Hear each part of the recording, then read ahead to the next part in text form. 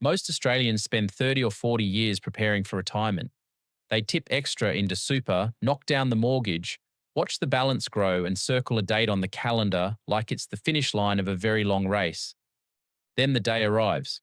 The farewell cake gets eaten, the laptop goes back to the office, and by week 3, something strange starts to happen. The feeling they expected, that deep exhale of freedom, never quite shows up the way the brochures promised. What actually shows up in the first 12 months of retirement is something nobody warns you about, and it catches even the most prepared Australians off guard. Here's the part that surprises people the most. The first real challenge of retirement isn't financial. It's the moment you wake up on a Tuesday morning and realize nobody's waiting for you. For decades, your week had a shape. Work gave you a reason to get out of bed, a place to be, and people who knew your name. When all of that disappears at once, your mind doesn't celebrate. It searches. It starts looking for purpose in places it never had to look before, and that search can feel a lot like loss. Australian research into retirement and mental health keeps finding the same pattern. The first 6 to 12 months are when retirees are most likely to feel flat, anxious, or strangely empty, even when their finances are completely in order. The honeymoon phase, those first few weeks of sleep-ins and long lunches, usually wears off faster than people expect. By month 3 or 4, the novelty fades. By month 6, a lot of new retirees describe feeling like they're drifting, and they don't tell anyone because they feel guilty for not enjoying what they worked so hard to reach. Then there's the money side, and this is where things get really interesting. After a lifetime of watching your super balance climb, retirement flips the whole psychology upside down. Suddenly you're not adding to the pile anymore, you're drawing from it. And no matter how big the number is, watching it go down month after month does something to your brain.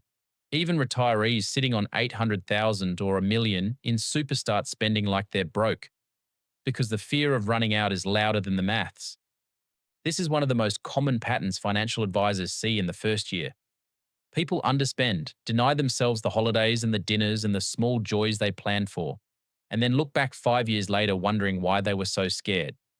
The irony is that the money they were protecting was the same money they spent decades building, specifically to enjoy this chapter of their life. On the other side of that coin, some retirees do the opposite. The first 12 months become a spending spree. New car, big overseas trip, kitchen renovation, helping the kids with a house deposit, all in the same year. The age pension feels like a safety net. Super feels like a bottomless well. And the spreadsheet they built before retirement gets shoved in a drawer. By the time month 12 rolls around, the damage is done, and the next 25 years of retirement have to absorb the cost of one very expensive first year. The truth sits between those two extremes, and the ASFA Retirement Standard gives you a useful anchor.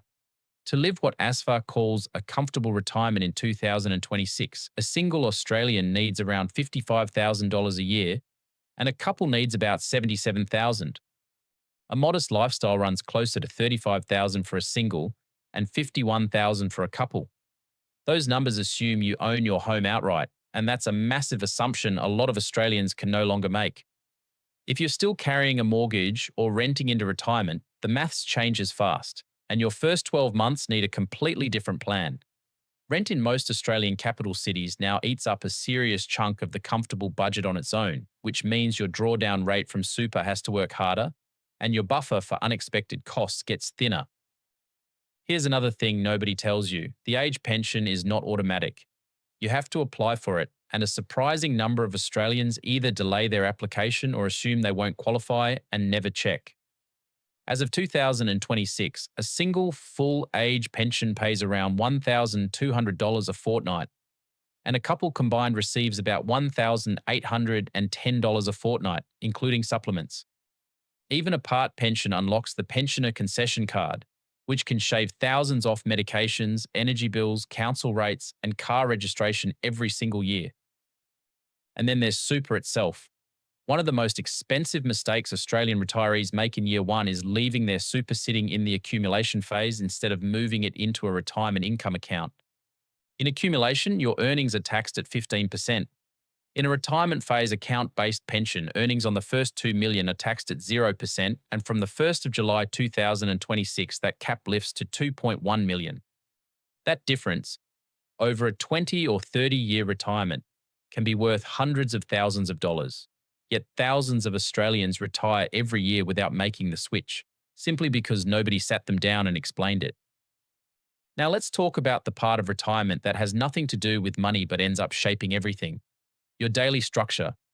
When you were working, your day built itself: alarm, commute, work, lunch, more work, home, dinner, sleep. Take that scaffolding away, and a lot of people don't replace it with anything. The TV goes on at 10 in the morning. The fridge gets open out of boredom. The walks get shorter. Within 6 months, fitness slips, sleep gets worse, and that low grade flatness turns into something heavier. The retirees who thrive in year one are the ones who treat their week like a small business. They schedule it: morning walks, a hobby they actually care about, volunteer work, a class, a regular coffee with a mate, grandkids on Thursdays. Relationships shift too, and this one rarely gets talked about. If you're in a couple and one of you retires before the other, or both of you retire at the same time, you're suddenly in the same house for 14 extra hours a day. Counsellors who work with older Australians say the first year of retirement is one of the most common times for couples to hit a rough patch, not because the love is gone, but because the routines that protected the relationship have vanished. Small habits that never mattered before, like how loud the TV gets or who controls the dishwasher, start to feel much bigger when you're sharing every hour of the day. So, what does a smart first 12 months actually look like in Australia right now? It starts before you finish work. Build a written drawdown plan that tells you exactly how much you can spend each month from super, from any investments outside super, and from the age pension when you become eligible at 67. Move your super into retirement phase as soon as you stop working, so your earnings stop getting taxed at 15%. Apply for the age pension the moment you hit eligibility, even if you only qualify for a part pension, because the concession card alone is worth real money.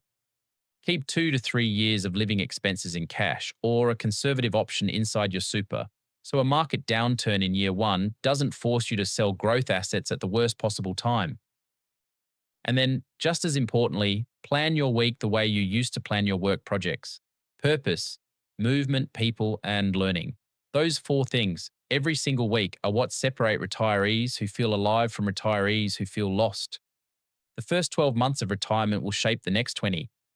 The financial choices you make in that first year set the trajectory for your entire drawdown phase, and the emotional habits you build will decide whether retirement feels like a reward or a long, slow drift.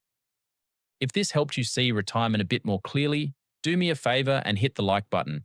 And if you're not subscribed yet, now's the time. And don't forget to turn on notifications so you don't miss the next one. I'll see you there.